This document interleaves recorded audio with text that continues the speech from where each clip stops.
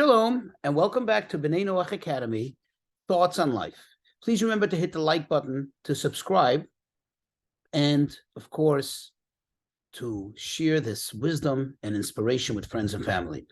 So I want to take a few moments to respond to a very intriguing question that was posted on the comments to a previous response to another question which came before that. So this is actually great. And I want to take this opportunity to thank everyone. Please send us your comments, ask your questions, because this is the ultimate compliment to what we're trying to do here, meaning you're engaged, I'm engaged, we are not just listening to monologues, but we're going to have somewhat of a dialogue. Well, here's the question, here's the comment.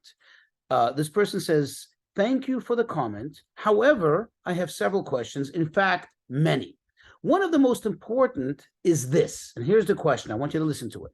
If God created everything that exists, why then is it considered to be wrong to worship a deity in order to pray to him? Isn't the deity, so to speak, a part of him, meaning a part of God?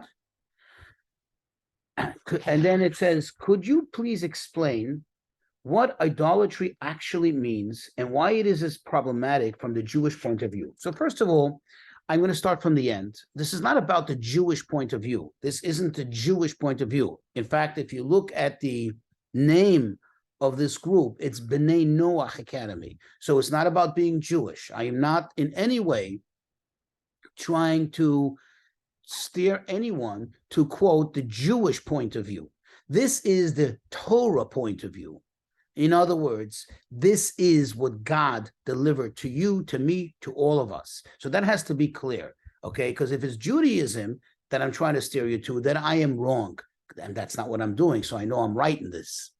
Now, having put that aside, let's focus in on the question, okay? Idolatry. Now, of course, there's much to talk about, and I want to make this disclaimer here right now, and that is that obviously this platform, which we try to keep at just to several minutes, does not do and will not do proper justice to the amount of time and focus and attention that this type of question, these types of questions deserve and require. So I just want to make that clear. However, I try to give you some food for thought and something that perhaps you can use to contemplate and on your own, with your own thought and your own contemplation, come to the conclusions, which I hope you will come to, and hopefully the correct conclusions we should all come to.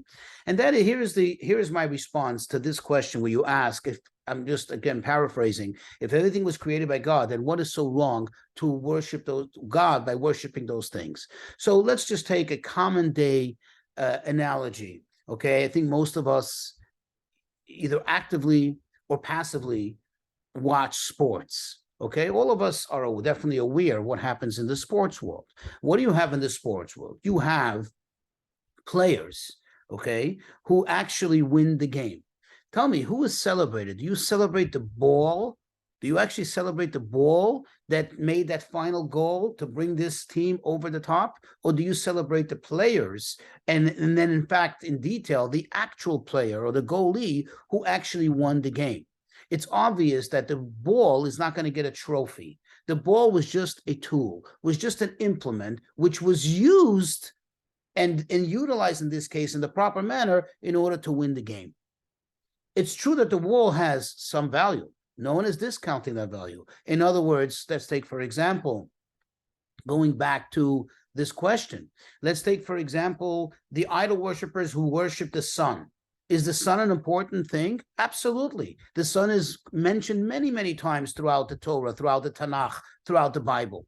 Many times. And the sun is even used as a metaphor for God's light. The sun is such a powerful source of energy, yada, yada, yada. But the sun is not a God. The sun, at the end of the day, is something that was created by God and is used by God's choice to be a tool for whatever God wants it to be. So you don't celebrate the tool. You do not give honor and kudos to the tool. You give it to in this case, to God, who is the master, who not only is using this tool, but in this case also created this tool, made this tool. Let's use another example. Speaking of tools, if you have a craftsman who makes a beautiful piece of furniture, obviously they couldn't make it with their fingers and with their fingernails. They needed to have tools. And the more professional tools they have, the better chance they have at really bringing out their skills in the most professional manner, in the most crafty manner.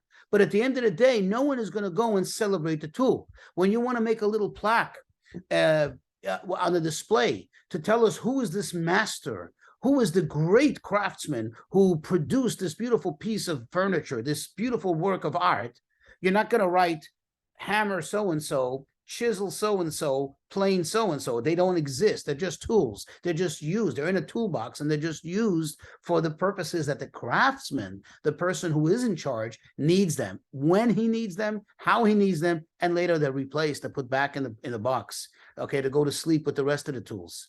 So you understand where I'm going with this. God has many, many tools in this world. The difference between the analogy, the parable that I gave, and the reality in God's world is that in the case with the tools, that still at some level, the tool has been crafted by someone else. The tool exists separate from the craftsperson. The tool has some value, because the truth is even the most professional craftsman cannot work properly or effectively or most effectively without a good tool, without a good professional tool.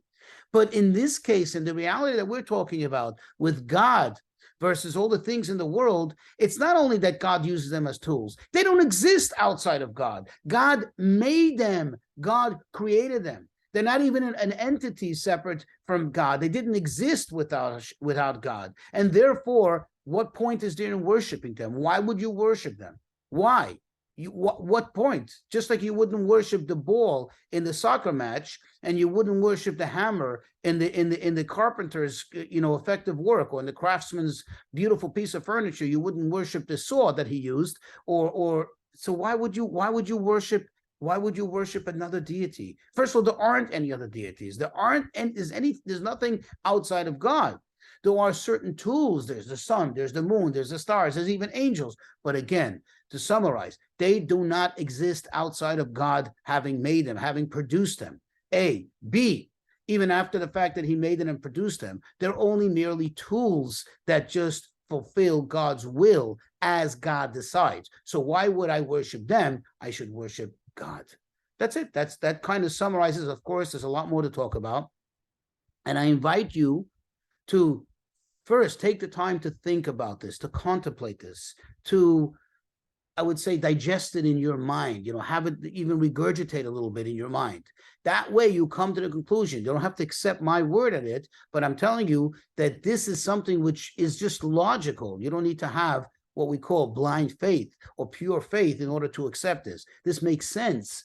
And therefore, if it makes sense in regular life, certainly it makes sense in this, in this spiritual matter that we're talking about.